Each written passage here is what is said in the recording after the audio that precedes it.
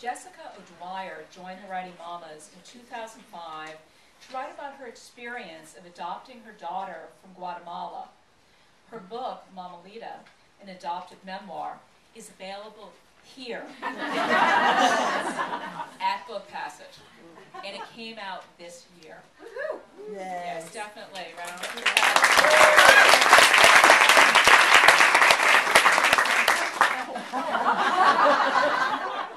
Get used to this.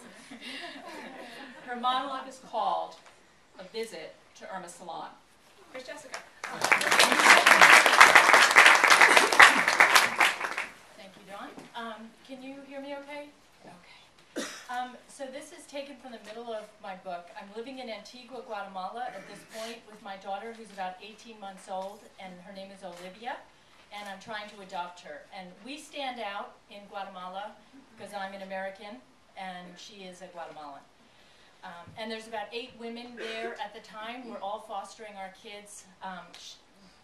Adoptions had shut down at that point, so we were all kind of trying to figure out how to finish our adoptions and get out. Okay, so here I am, September 22nd, day 53. By my 8th week in Antigua, my gray roots were an inch long. My blonde tint had faded to the color of mouse fur, and in a 45-year-old woman, that was not a good look. I needed a colorist. Kendra was my go-to person for all things Guatemalan, but I couldn't ask her. I was too embarrassed to reveal my vanity. Heather's magenta, I assumed, came out of a bottle, which left Mary Kay. When I ran into her at the pool, she gave me the cell phone number of her stylist. Unfortunately, Belly at Kinky Afro was so popular that she was booked until mid-November. I decided to pick a place at random. I packed Olivia into the jogger and we wandered for a few blocks until I saw a salon with a hand-lettered sign that read Irma's. Posters of Farrah Fawcett lookalikes and men sporting Glenn Campbell sideburns the front window. Perhaps I should have turned away. But I went in. A middle-aged woman in a green print house dress, topped with a white frilly apron, sat at a small desk beside the front door.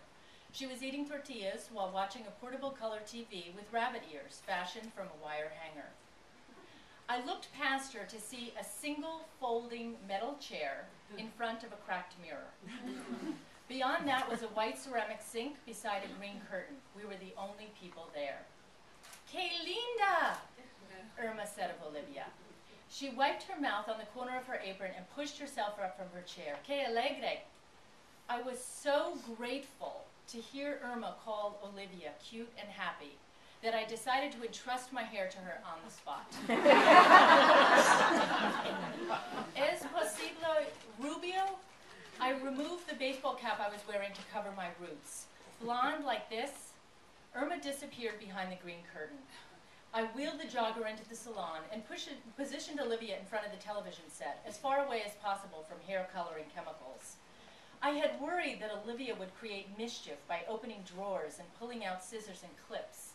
But the only supplies I saw on the tray beside the folding chair were a black plastic ace comb, a kitchen timer, and a rusted can of Aquanet hairspray. Besides, Olivia was mesmerized by what looked to be a Guatemalan version of Wheel of Fortune. I sat on the folding chair. Irma reappeared, stirring a bowl of white foam that smelled like straight Clorox.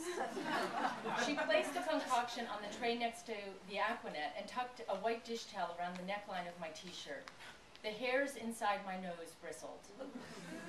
I had expected Irma to apply the color with a stiff brush and wrap the treated strands into squares of aluminum foil. That was what my stylist did back home, methodically from front to back. Instead, Irma dropped 3 heaping tablespoons of white goop onto my head and sudsed it up with her bare fingers. I felt my scalp begin to burn. Getting blonde highlights in a country where most of the population was brunette might not have been a good idea.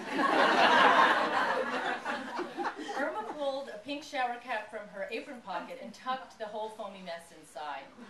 She wiped her hands on her apron and set the timer, 45 minutos. 45 minutes. My stylist never let me go longer than 30 tops. But I didn't want to appear pushy. I only hoped my scalp could tolerate it. Irma lumbered over to open the front door and air out the room. I stayed back, not wanting to get too close to Olivia with my toxic head. I tried to distract myself from the burning sensation by pressing my hands together as hard as I could. In less than 10 minutes, I couldn't stand it. Caliente! Tengo calor! Irma hustled me by the arm to the sink, dragging over the folding chair with us. When she removed the shower cap, my sinuses cleared as if I had swallowed wasabi. She told me to move the chair beside the sink and lean my head over. I arched my back and braced my feet on the linoleum tile so I wouldn't slip. I waited for the sound of water whooshing through a thick plastic hose for the final rinse. Instead, I heard a faucet turn on.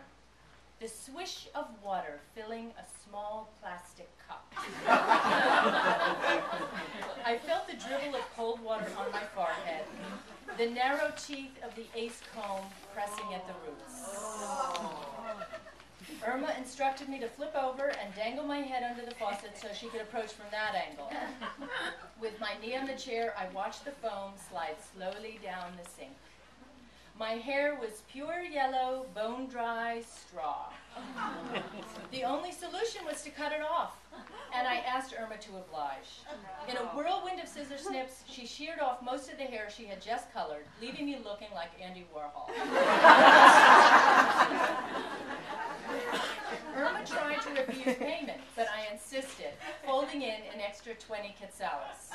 I hugged her before we left. Once I got used to it, the close crop was quite flattering. The other moms told me I looked 10 years younger.